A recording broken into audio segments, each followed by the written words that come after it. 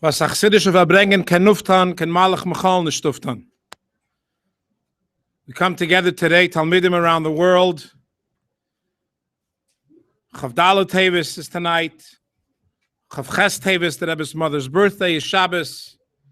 And Yud Shevat, of course, Kabbalah Samalchus, is just around the corner. So I'll say l'chaim on behalf of all of you. And together we'll have a Fabrengen. Baruch atah Adonai Eloheinu melech haolam shehakoel niyeh b'dvorei.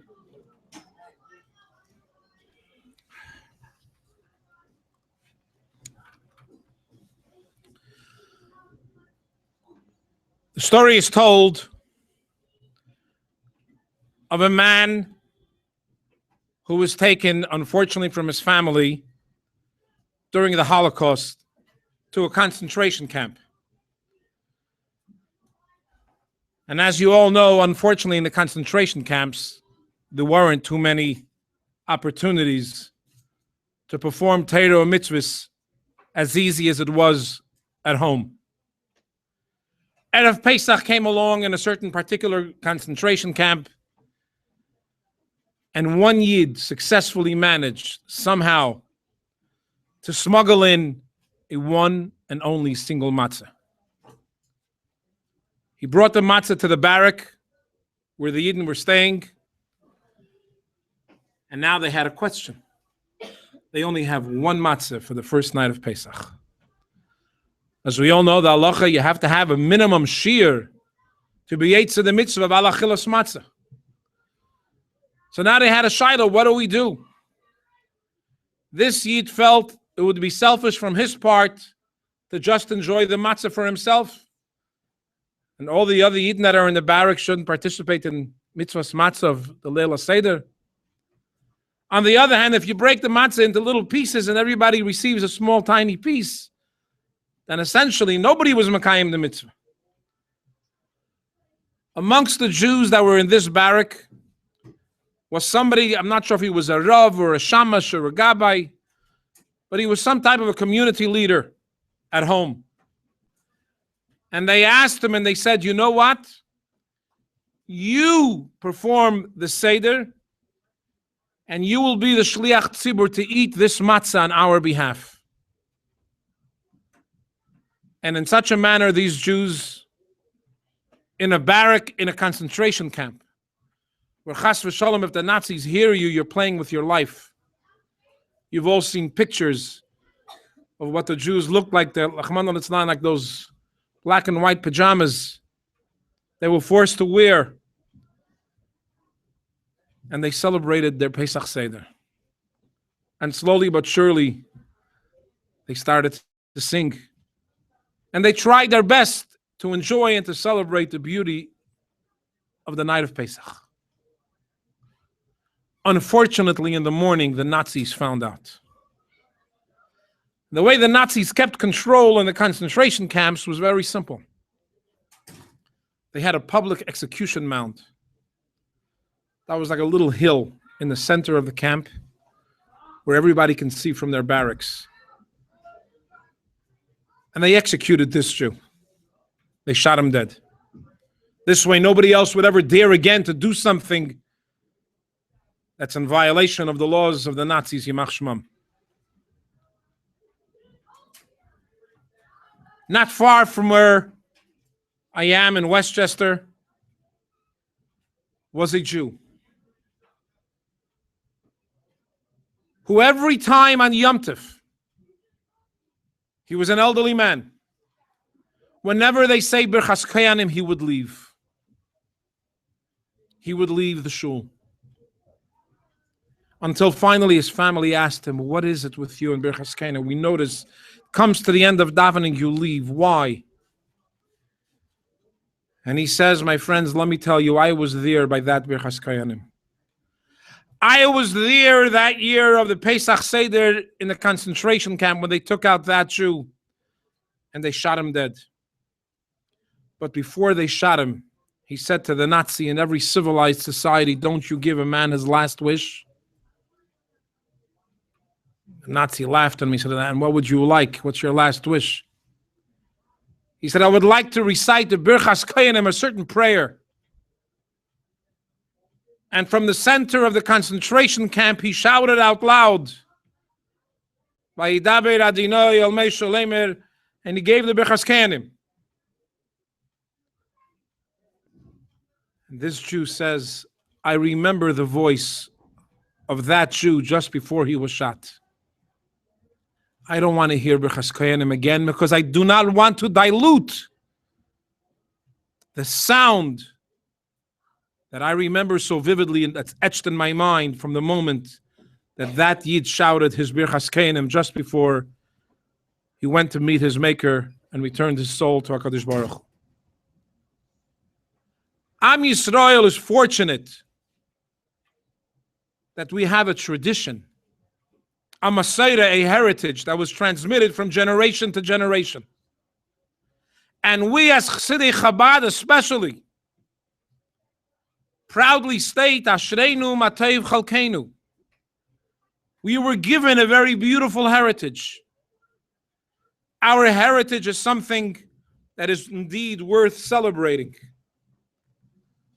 And our heritage in one word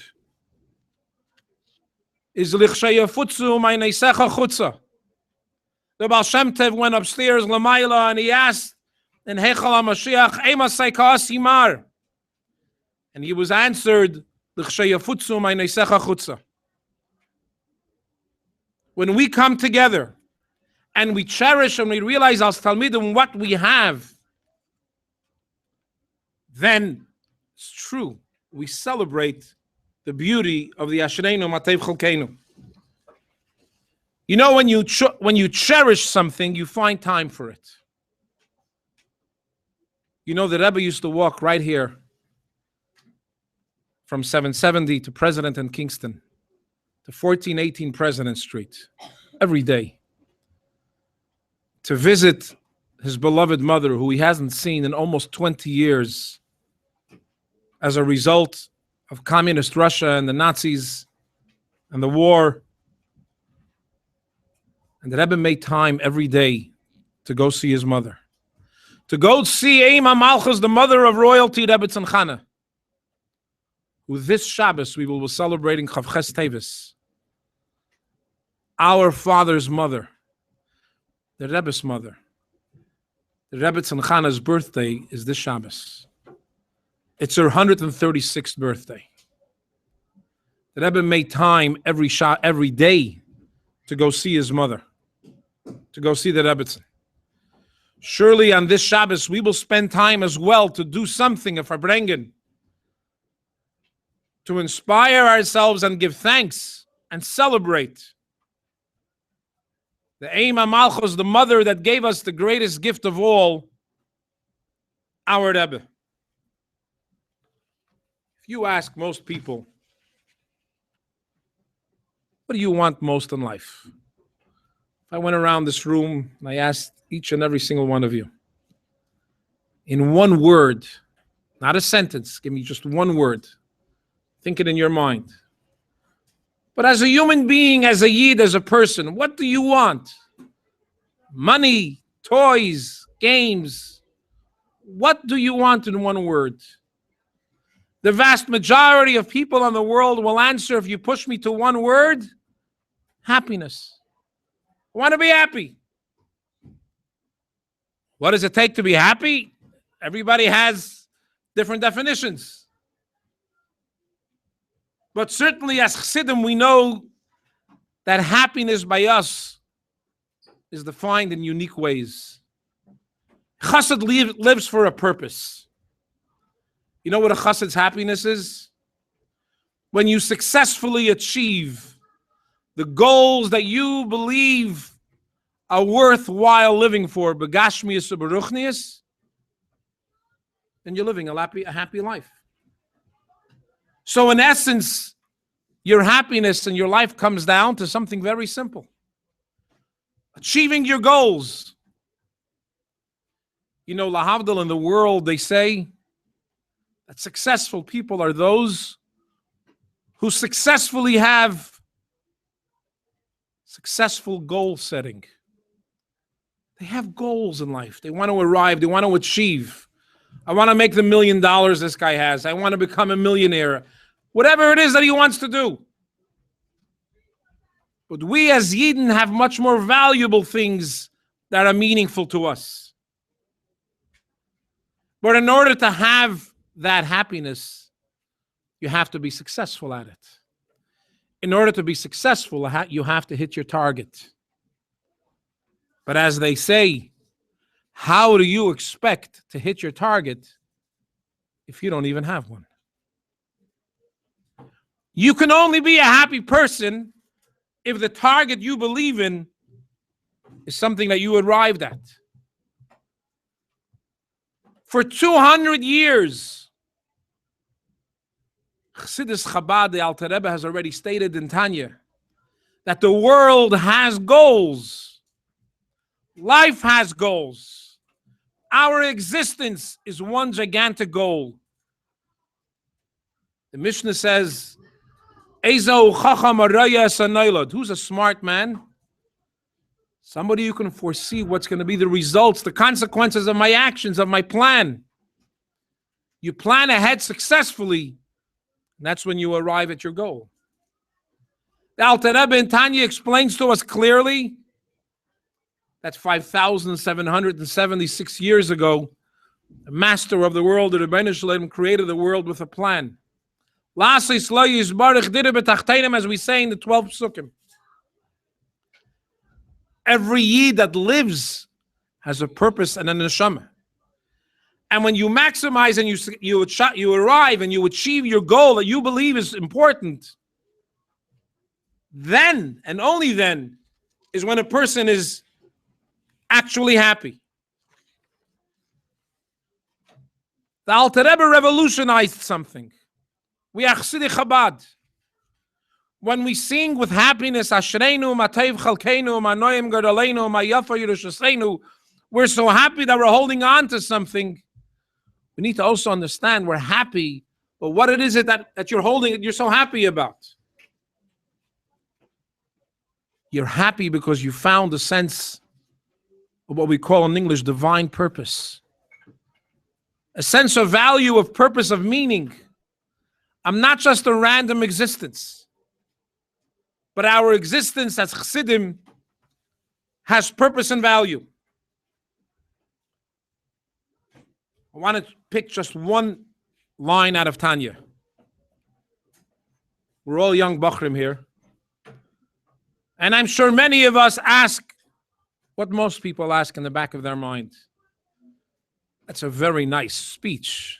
The world has a purpose. The world was created for Dira B'Tachteinim. The world was created for us to transform it to a Mokim Shal Kedusha. It's very beautiful concepts. But do you know me personally? Every single person asks that question. Is my life, your life, anybody's life here exactly so perfect? There's such a tzaddik that their life can be attested to that they are fulfilling the purpose of Dira B'Tachteinim. Comes along the Alter Rebbe in Perek Chav Ches of Tanya and says something very, very beautiful. When a Yid does a mitzvah, that's 100% real. And if he does an Aveira, so what? He's not a hypocrite. You know why he's not a hypocrite? Because the part of him that drove him to do the mitzvah is his nefesh alikis.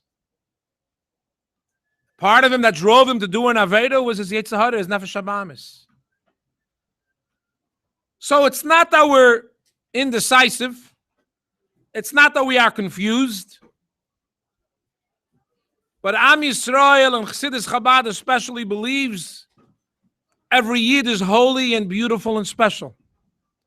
You found by a certain Yid a gewisse problem, a chesaren, it's not so perfect. Shalom aleichem, aleichem shalom. The Yetzer Hara is not perfect. We know that. But the beauty of it is that the things that I do correctly, that's my nefesh alikis. So in Chassidus Chabad, we really believe in Ashreinu Mateiv Chalkeinu. Because each and every bacher that's sitting here is beautiful and perfect. Your mistakes, in a sense, that's not you, that's your Yetzer Hara. But the real you, the you of the nefesh halakis of who we really are, that is beautiful and holy and special. In just a few weeks, we're going to be celebrating the Yom Kabbalah Samalchus of the Rebbe. I mentioned this here once before. It's been a while. I'd like to bring it up again. You're going to hear so much over the next 2-3 weeks about the Skashters, Rebbe, Chassidim. In order to appreciate who we are, we also need to appreciate what is our relationship with the Rebbe. And what does the Rebbe mean to us as Chassidim?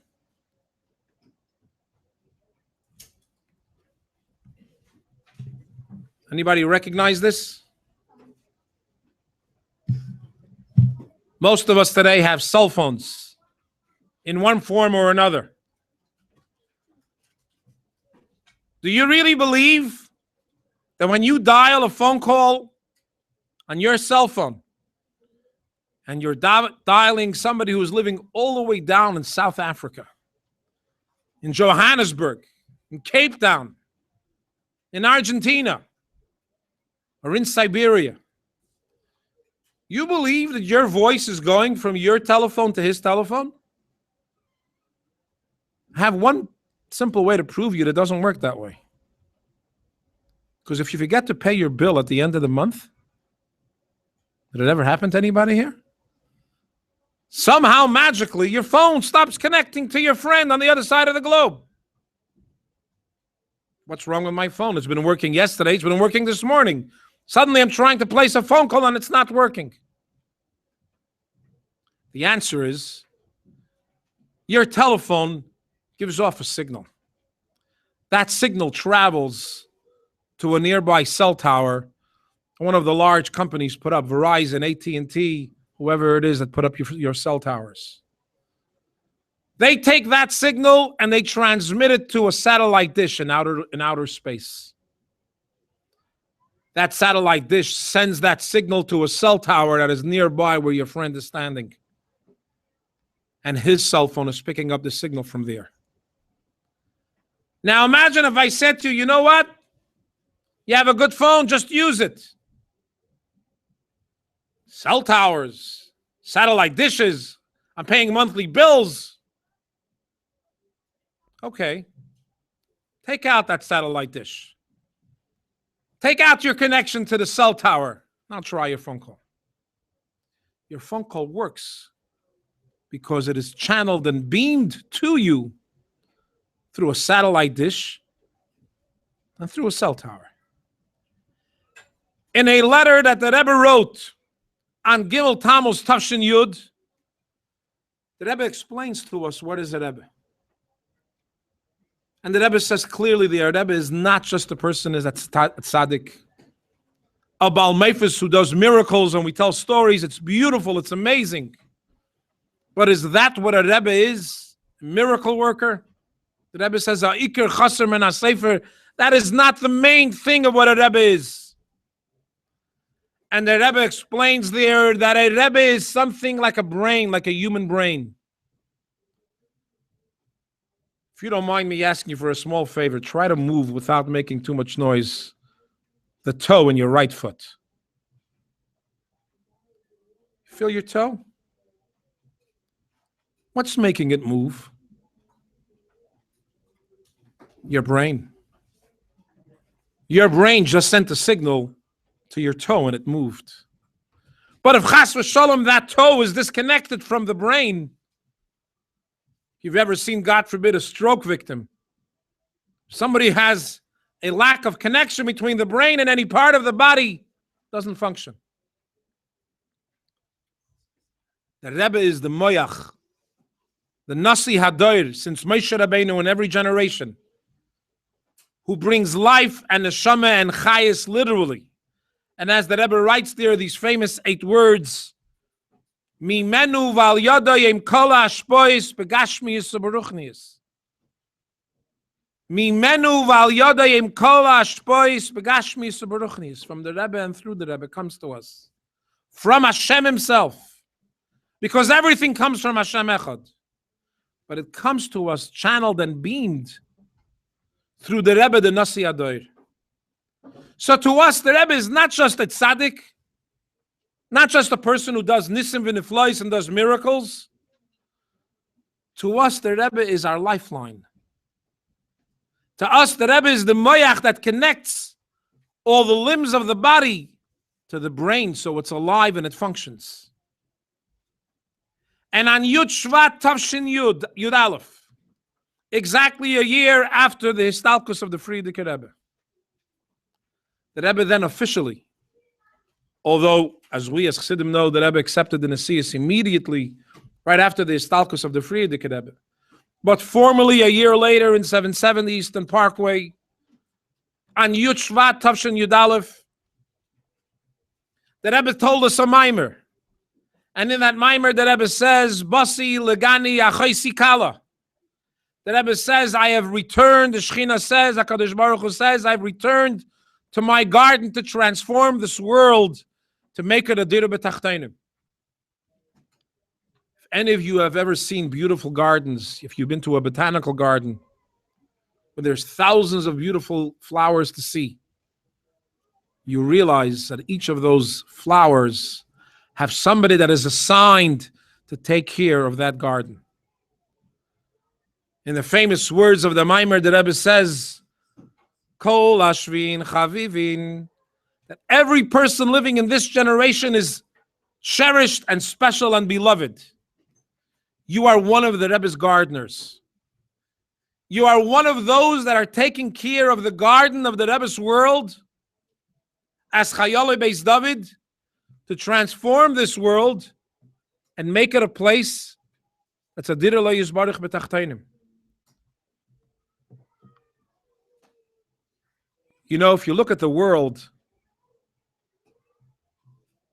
can be described as a very large puzzle. Has anybody here ever tried to put together a puzzle of 500 pieces? I see a lot of hands going up. That was an easy number. We'll stick to 500.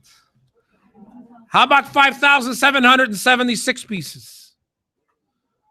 The world is put together with a bunch of pieces. And each neshama in this world is assigned to put his beautiful piece into that puzzle.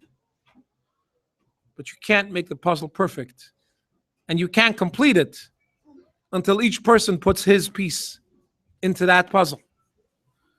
So when you talk about our role in Deir Hashvi, what you have, nobody in history has ever been born before you that has that piece of puzzle in his hands. And 5,776 years of Jewish history is waiting for each and every single one of you to put that piece of the puzzle into this beautiful, gorgeous piece. Because without it, it's imperfect. And therefore, the Rebbe says to us, and he begs, so gesund, that we should all choose and become the Rebbe Shluchim. In a very famous sikha that the Rebbe said in Tafshin Mem Zayin, the Rebbe said then, and allow me please to quote it, it's just 3-4 lines. Der Rebbe darf in Machre sein zu alle Yidden. For this reason we should proclaim to all Jews, im Yuchid zu talmidei yeshivas Temchet Tamimim, and especially to the students of the yeshiva, of the Lubavitcher yeshivas Temchet Tamimim, welche die Rabbeim haben aufgehouden wird und sich meisen nefesh gewen of them, which all of the Lubavitcher Rebbes of history gave their lives for this. As a soll nach Reis gehen in Melchemes Beis David, go out into the war of Melchemes Beis David, to bring in Mashiach Tzidkenu.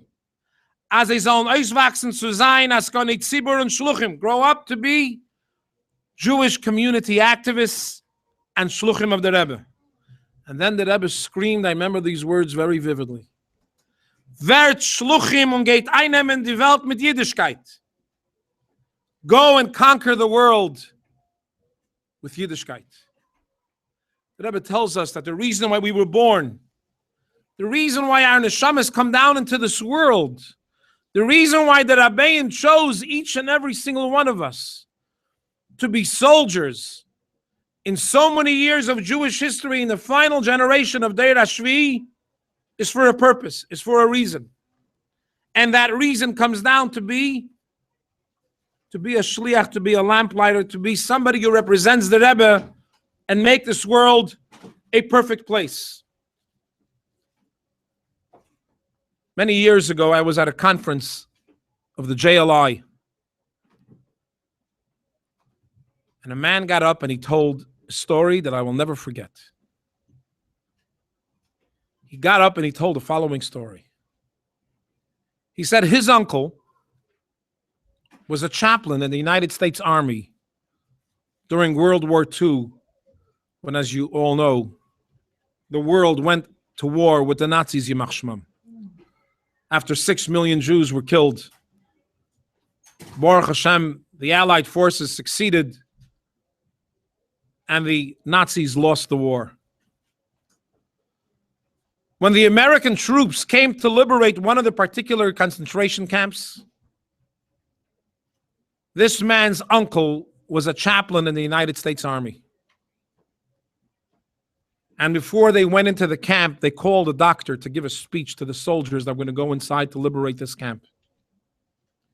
What was extra sad about this particular concentration camp was it was mostly made up of children, of Yiddish kinderlach.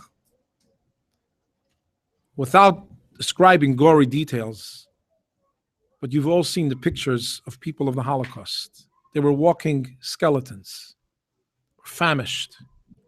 They haven't eaten in weeks, months, some of them in years haven't eaten a normal meal. Their faces are drawn. The doctor came and he gave a speech to the American troops. And he said, guys, you're going to walk in and you're going to see a sight that's going to break your heart. But I'm begging you two things. And he first of all explained to them, prepare yourself. You're not going to be able to deal with it. When you're going to see such devastation and tragedy of children, as we say in Yiddish, it's going to tear your kishkes out. So he tried to prepare them psychologically what they're about to see. And then he said to them, every soldier carries a piece of food with him in case of emergency. A bar of chocolate, one in their pockets. They have somewhere some extra food. They're stuck somewhere. They should at least have some food for the immediate moments.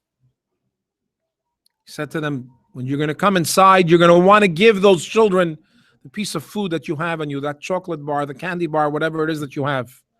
Do not feed those children. Not because you don't love them, because you do love them. Because many of them have not eaten in weeks and months. Their digestive tract is not working well. Their stomachs are not processing correctly. Their throats are narrow. And God forbid, if you give a person that's starving so long a lot of food in one time, they can actually choke on it. Which, by the way, unfortunately happened in a number of cases. So he warned the troops to not feed them. This man says his uncle told him he went inside the concentration camp. An American Jewish chaplain. And he takes one look, and as much as this doctor prepared them for what he was going to see, he didn't prepare them sufficiently.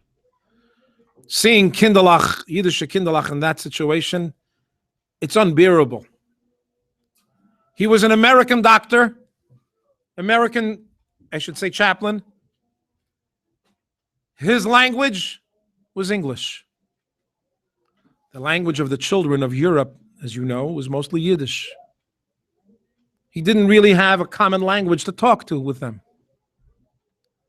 So when as an American Jewish chaplain whose heart immediately filled up with love and achmanas for these children, walked over to the first child that he saw, and he just gave him a big hug. And he hugged for quite a while. His emotions overtook him until he was finally able to regain his composure. And after a few moments of this long, extended hug, he let go of this child. Picks up his eyes, There's a long line of children waiting to be hugged. Nobody said a word.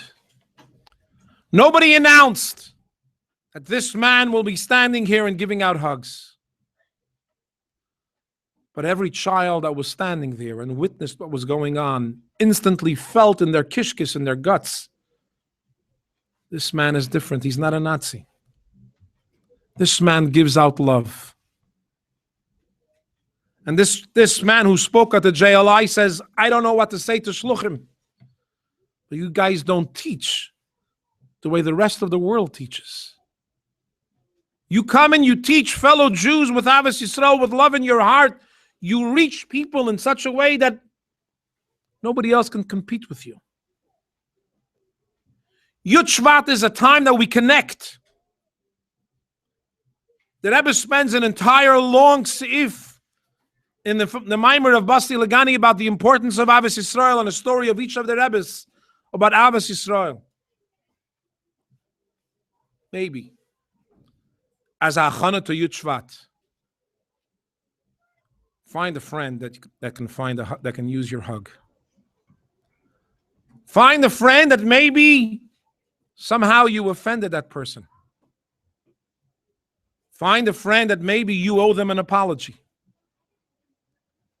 And say to the Rebbe with nachas, Rebbe, we are united. Chsidim ein mishpacha, we're all one.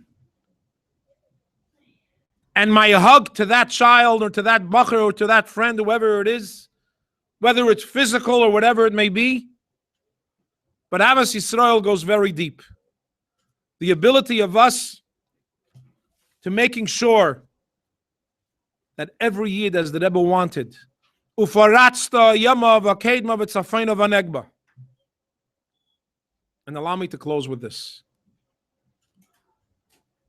The Rebbe writes, what was his childhood dream? What did the Rebbe dream of when he was a child? You can ask different children. I'm sure if I went through here and I asked every single bacher, I would get a lot of different answers. What's your dream? What would you like? If I offered you something in this world, what would you want it to be? The Rebbe writes me, from the day I went to Cheder in Nikolaev, which I had the chus to see, I had a dream. I began to imagine in my mind the beautiful days of when Mashiach will come, when Jews will stop suffering, when HaKadosh Baruch Hu will pay us back for all the tzar and the agmas nefesh that Am Yisrael went throughout the days of its golus, throughout its Jewish history. Where all the millions of gallons of Jewish blood, you realize how much Jewish blood was spilled over history? When Tchias HaMesim will take place, and the Kadosh Baruch Hu will give Am Yisrael its reward that it's been waiting for thousands of years. The Rebbe says, that has been my dream since I'm a child. That's my focus. And then the Rebbe tells us in the last 20 years, Hine Mashiach ba. That long-awaited dream of thousands of years is about to happen, about to unfold in front of our eyes. By a raise of hands here, does anybody like the game of football? If quite a crowd. Super Bowl Sunday, right?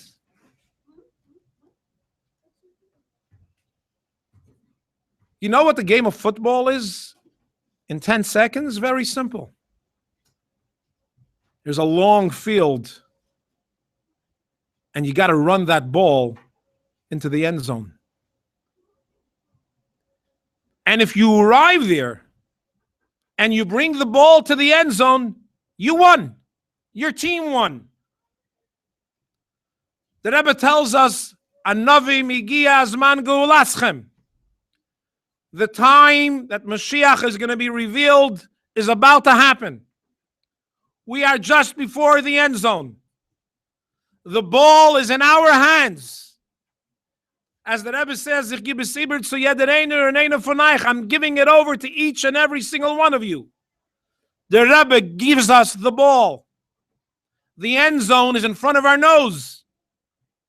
And all we have to do is carry the ball with that pula achas, that ma'isa echad, that one achlata teva, that will change the world and bring us to victory by carrying the ball to the other side.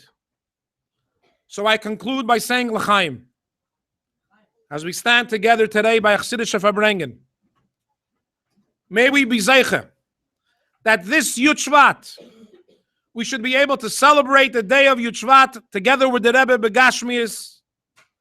We should be standing as Chassidim, celebrating and enjoying the celebration of winning our game, our football game, of carrying the ball of thousands of years to success, to the Hisgalus of Melech HaMashiach, v'niskezan sich mit nebem Dolomata v'hu yigalenu l'chaim.